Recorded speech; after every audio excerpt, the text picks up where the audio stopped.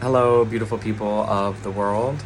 I am here today with a September 2023 astrology forecast. I do have it's like a calendar typed up here, so if I'm looking at my notes, please excuse me. It helps because this is a lot of information. If anyone's interested in these, maybe I'll make it a thing. I gotta first figure out how to do this consistently, but the last few weeks of August have have really been very chaotic, to say the least, I think, for a lot of people. It's been really emotionally challenging. There are big changes in a lot of people's life, bad news, I just collectively feel like everyone, at least that I know, has really had a fucking week, and it's Thursday. However, I think that now that big Pisces blue moon is processed, things are going to be a little bit easier. As well, starting into September, like starting tomorrow, the energy really should clear up. I'm making this video on the end of August, so tomorrow's September 1st for me.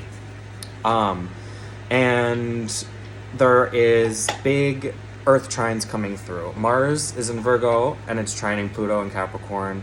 And as well, Mercury in Virgo enters in a really lovely trine with Uranus and Jupiter through next week into next weekend, actually. So there's this really beautiful positive balance of Earth energy that is going to carry through this weekend and into next weekend. And I think that will really help ground a lot of the energy that's going on right now, which is very necessary. Like, things get shaken up sometimes, and big changes and transformations in life are really a very powerful process, and they can be really messy sometimes. And I think it'll really help to get all of this Earth energy in here and balance things and bring things back down to Earth for all of us, because we also have a lot of healing to do collectively as people. I think there's been so many natural disasters and crazy news, and the stars have been really out of whack for a bit. I think we've all really gone through it. At this point, if you're an adult, you probably have in some way, which is sad, and it's a lot to process. So that aside, I really think it's going to clear up starting tomorrow. I think it's going to get a lot better over the weekend. I think that next week is going to be relatively more open and clear and kind of easier to get things done, and things just make more sense. Especially like this weekend, I think meditating, journaling, going out into nature, like cooking a nice meal, getting into your body, enjoying sensations, just kind of enjoying the people around you and your space and yourself, and having like a love and a pride for your physical self is really important, and it helps anchor us to the planet in so many ways. So I really think it's important to try to get in tune with Earth energy, whatever that means for you. And I think that there's a lot of really powerful energy that is available to come down for you. I think going into Monday, Tuesday, it should really be pretty clear and positive. The moon goes into Taurus, which is adding more to this whole thing. So I think it's just really kind of amplifying it and pushing this energy through into the next week. You should hopefully feel pretty strong and secure. Treat yourself. Go do something nice. You should enjoy all of your physical senses, really. It is a big part of Earth energy. And then going into Friday, the moon goes into Cancer, which really makes some positive connections with all of the Earth energy that's still happening as well. It just kind of fits in there, and it sort of allows us to process some emotions that we previously may not have been able to over the last couple of weeks or months, because the energy really has just been so heavy, and there hasn't been a moment to really stop and process everything and like resort things, because it takes the brain a long time to do things, which I mean, we're so used to this instant world, right? But I think when you really set your mind to something, sometimes it takes people 20 years to do something. It doesn't always happen instantly, and you have to rewire everything and adapt and just kind of go with the flow. So I think Cancer will help to kind of bring some of that energy in. And then into next weekend, also looks really beautiful, positive, nature energy. Like really the first two, September 1st through like the 10th, I would say. So not quite the first 2 weeks of September, but the first 10 days of September, I think really are quite beautiful. And I think that there's a lot of healing that can be done in that time. So I'm trying not to talk too much. I'm already at 5 minutes. Okay, so going into the week of the 11th, the moon in Leo comes in and next to Venus in Leo, which, by the way, has been squaring Uranus for like 2 months. So it's been really kind of difficult for relationships. Like there's been a lot of people that have gone through breakups or things don't align quite the way that they should, and it's not that all of this energy still isn't happening. Like it's happening always for everybody depending on your life, but right now particularly it's just like a little bit extra challenging, because Leo really wants to be in its own authority and sovereignty and space, and Taurus also wants that, but in a different way. So it's just about having Leo and Taurus energies being able to figure out how to share a space together, and both feel like they're taking up, like that's still their space. They can take it all up, but it's not brushing against each other. So I think a lot of people have been like, even coworkers, family, friends, whatever, getting on each other's nerves, or not feeling like they have enough space, or that they just need to get out or go somewhere, or just, get out into the air and take a breath from people. It might have been, rocky on people that have partners and relationships already, even those that have been in them for a long time. But if you've mastered like respecting each other's space and sharing a space, and you live together and stuff like that, I feel like it probably wouldn't have affected you that much. Or I would have pointed out that you did need to work on that. But yeah, it's really just about like space sharing, like physical sharing your space and your energy, and being able to both do that in a mutually beneficial way. So there's a lot to learn there. It has been going on for a while, and it does go on for quite a bit through September as well. I have a note here that Tuesday might be a little dramatic because of Leo moon, which I have that, so I'm calling out myself, but I think that it just puts extra pressure on Venus being there and on that square that's been so tense with these two planets for so long, that I feel like it's bound for some annoying thing to happen or a fight to break out. So it'd be better to try to monitor yourself that day. And then Wednesday, the moon comes in and opposes Saturn. It starts to get a little bit cluttery and interpersonal at this point, especially with the buildup of the fire energy from earlier and like the double Leo, and it's all leading into a new moon on Thursday, the 14th, which is in Virgo. And honestly, it's time to cut through the bullshit, I think, is the meaning from this new moon. Like the world is falling apart, and if we're not 100% true and clear and honest with ourselves and who we are, we're not gonna make it. Like we really need to get down to the core of who we are, because that's where our power is for each of us. And I think that this Virgo energy that starts to hit pretty hard later into September really wants you to figure out a lot of your inner shit. And I think the moon will help do that, but I don't think it's going to be gentle about it because it's Virgo, so it's probably just going to push you into it. And it might open up old wounds, and it might feel uncomfortable. So I think this week does start to get pretty cluttery, and there's room for like some emotional shit. Some people do better with full moons. Some people do better with new moons. Like they can really string you out no matter who you are. It's something to pay attention to. And then on Friday, the moon gets all wrapped up in this opposition that's going on, and then it's just a mess. Like there's a little bit of drama that's mostly caused by the moon all week, I would say, like moving through naturally, but just it has all of these pressure points, just the way that things are lined out right now. So it really hits a lot of spots when it's going through that week. And I think it's going to be just a little bit turbulent. But then over the weekend, Mercury retrograde ends and the new moon's over, and hopefully, you're ready to kind of take in all this energy and run with it. This is a pretty good weekend to like get things done, like clean up on chores, do your dishes, go shopping, do all the things you need to do, call that place you haven't been calling, email that thing, pay that bill, like cross T's, dot I's, like shit that you have not been getting to, or maybe like organize your house. Like Virgo wants to come back now and help you clean up all of the shit that's been going on that it partly has caused. But I think it's a good weekend to be productive, if that makes sense, or do something practical. And then on the 19th, the moon in Scorpio gets into a double opposition with Uranus and Jupiter, and the sun is still opposing Neptune. So there's a lot of shit going on the 19th, Tuesday.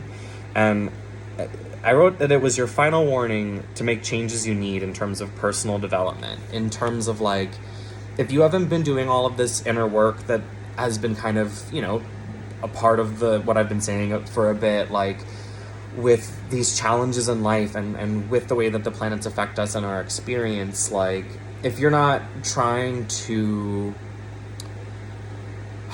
really get clear with yourself and better yourself as a person and wake up a bit in the world, because the world is changing so rapidly right now, and the energies that are coming through are so intense and wild, and it's like, this isn't time to play around anymore. So I think that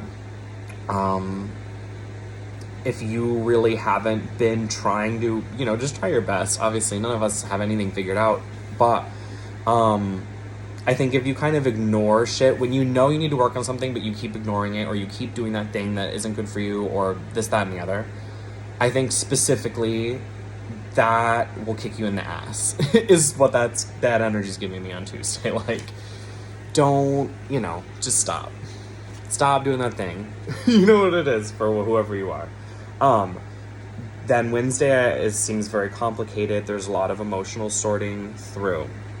This finally clears up on Friday. On the 22nd, the moon goes into Sagittarius, and it's starting to have some squares and this and that. However, I really think the moon just wants you to have fun this day. I really think you should just go out and have a good time. You're gonna like feel bad and you're gonna want to do all this work and do all these things, but just don't. Just go have a good time. That's my advice for the 22nd. And then that weekend, the 23rd, 24th, the sun moves into Libra and the moon is in Capricorn now, and you know, it should be a little bit less crazy than it had been the last week and a half. Like the 22nd, 23rd, 24th, like it starts to get a little less wild. I would say the 11th through the 21st are pretty wild. I'm not gonna, like, have fun, everybody, including me. But yeah, the 23rd, 24th, Venus is still kind of having its drama into early October, to be honest. That's when it finally can start to shift into a different form, but it's been very locked for a while. Venus has been kind of going through it, which is okay. She's gonna be fine. And then the sun is going into Libra, and yeah, like, I think it would be a good weekend, for like going out with somebody. However, I do think that if you really are interested in somebody and you are sort of recovering and coming out of all of this with what Venus has been going through, that it's probably not going to fully be clear and open to really manifest until earlier and later into October. So I just would take things as they are in the moment, because Venus still has quite a lot of work that it is going through. And so I think it cannot be fully activated at this time. And especially after this 2-month square, it's like very, it needs to recover basically.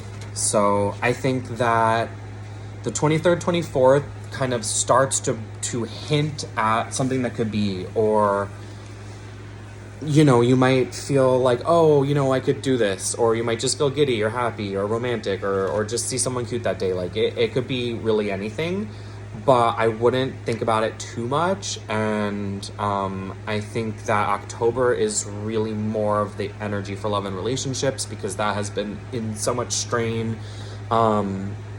So I think going into October, things are going to change. November's nuts, but we will, yikes. We will get into that when we get into that. Okay, so the 25th is good. It's a good day. Seems like it's just gonna be a pretty good chill Monday. The 26th, the moon is in Aquarius. It's opposing Venus, and it's really pushing our buttons today. I think that Tuesday the 26th is...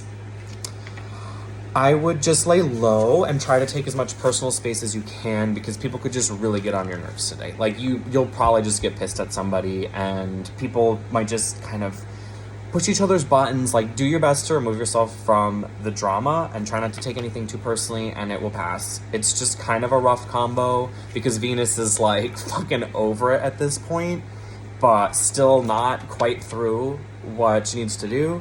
And then the moon in Aquarius opposing her is just kind of like pissing her off, you know?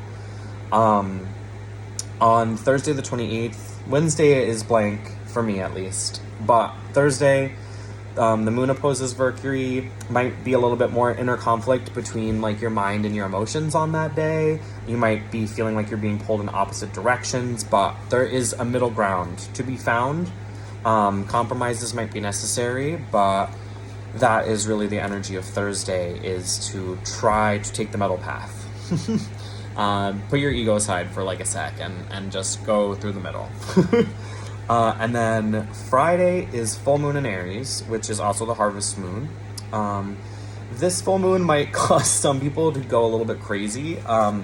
Aries full moon gives me werewolf energy, but like it also gives me just pure fire and life and creativity and intuition.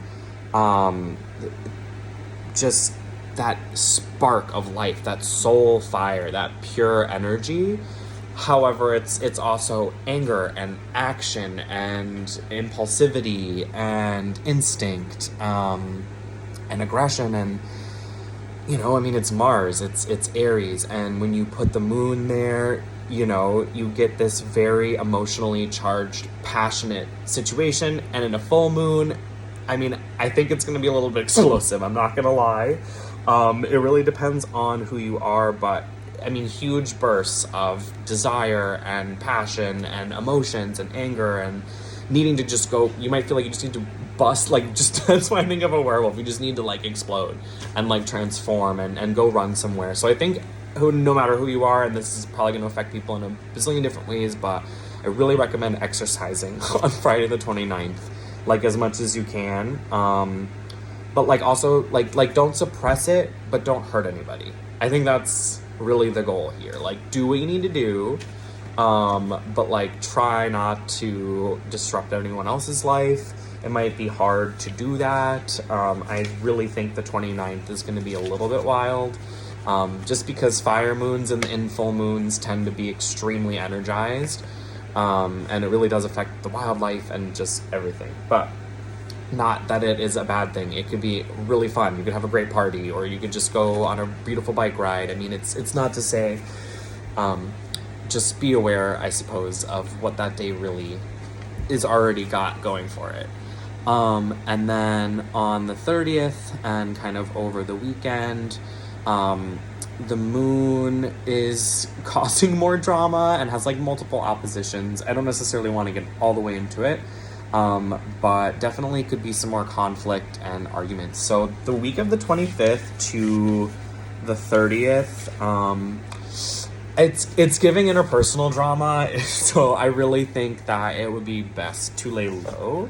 And then that weekend though, like October 1st and all of that, I think there's going to be this incredibly powerful, transformative thing that comes through with your relationships, because Mars is in Libra and it's squaring Pluto until the 16th. So the first 2 weeks plus of October, Mars and Pluto, like Mars is trying to figure out its balance in relationships, and Pluto is trying to destroy all of the structures and broken systems and fuck up the whole world so we can rebuild ourselves. So they have a lot going on for the first bit of October, and so I think that it brings a new breath into you know, that kind of aspect socially, because Mars has just been mostly minding its own business. I mean, trying to do things right, just trying to work, be practical in Virgo. But